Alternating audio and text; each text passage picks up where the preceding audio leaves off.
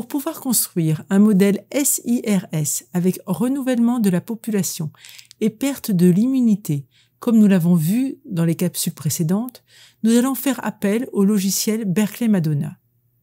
Ce dernier permet, dans sa version gratuite, de réaliser des modèles dynamiques avec soit une interface graphique, soit avec une interface non graphique plus proche des équations mathématiques.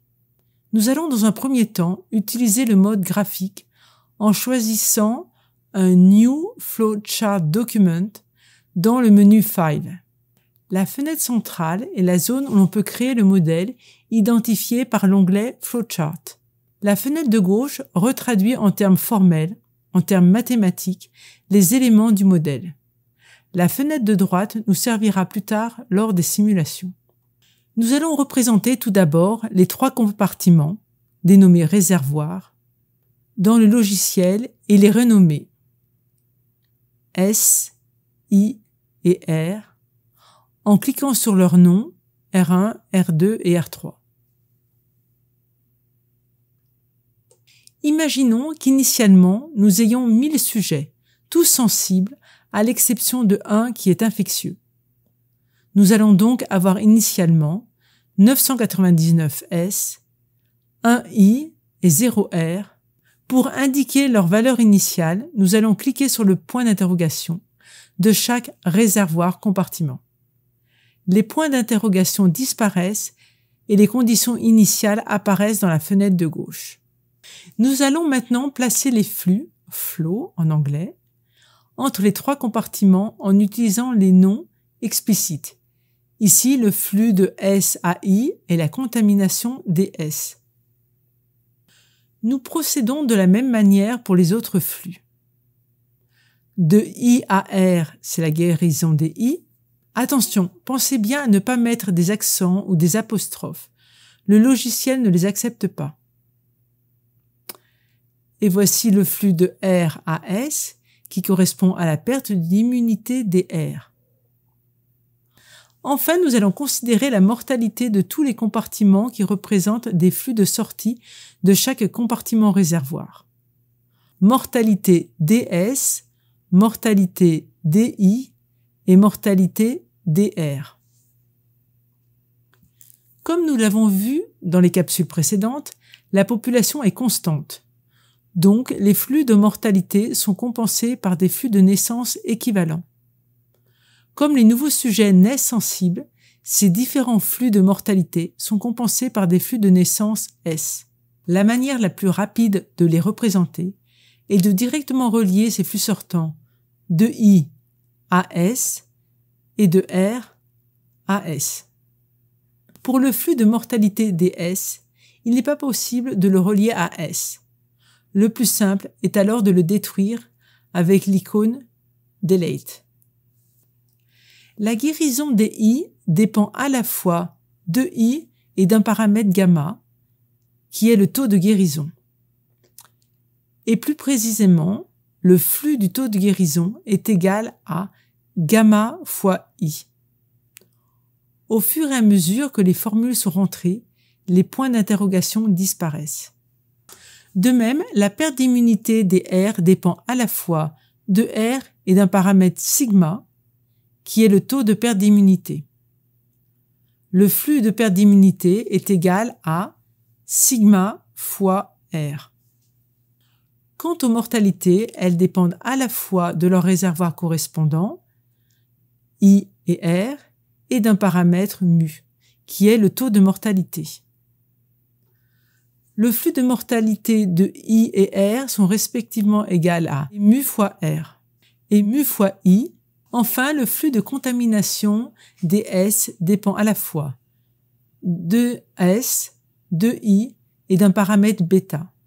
Ce paramètre bêta est le taux de contact et dépend aussi de N, qui est la population totale, donc il dépend elle aussi de S, de I et de R, avec N est égal à S plus I plus R. Le flux de contamination des S est égal à bêta fois S fois I sur N. Il ne vous reste plus qu'à définir des valeurs des paramètres pour pouvoir réaliser des simulations. Pour cet exemple, nous allons utiliser des valeurs arbitraires.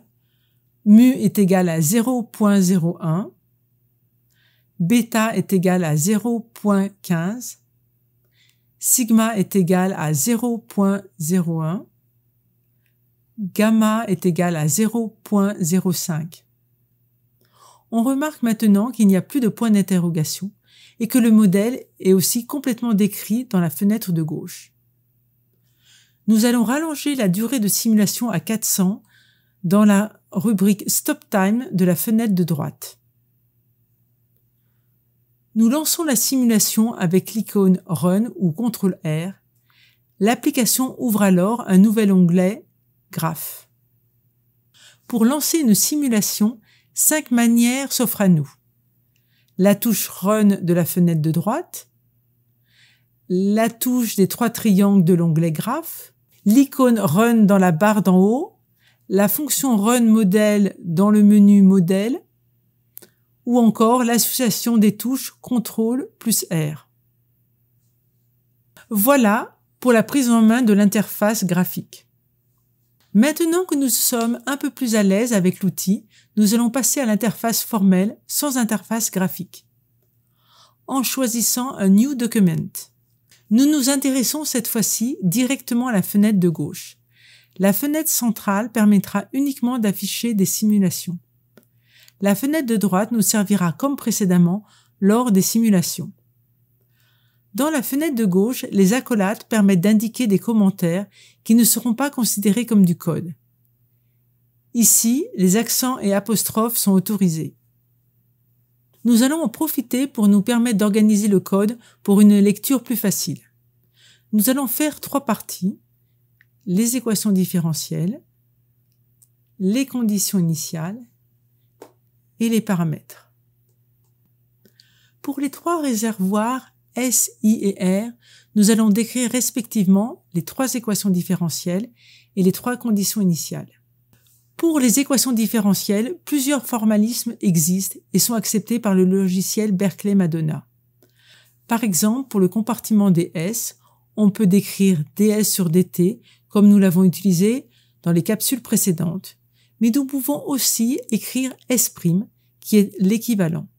Nous allons choisir ce format qui est très simple. Donc S' est égal au flux d'entrée moins les flux de sortie. Les flux d'entrée sont la mortalité DI, mu fois I, plus la mortalité DR, mu fois R, plus la perte d'immunité DR, sigma fois R, moins le flux de sortie de contamination DS, qui est égal à bêta fois S fois I sur N.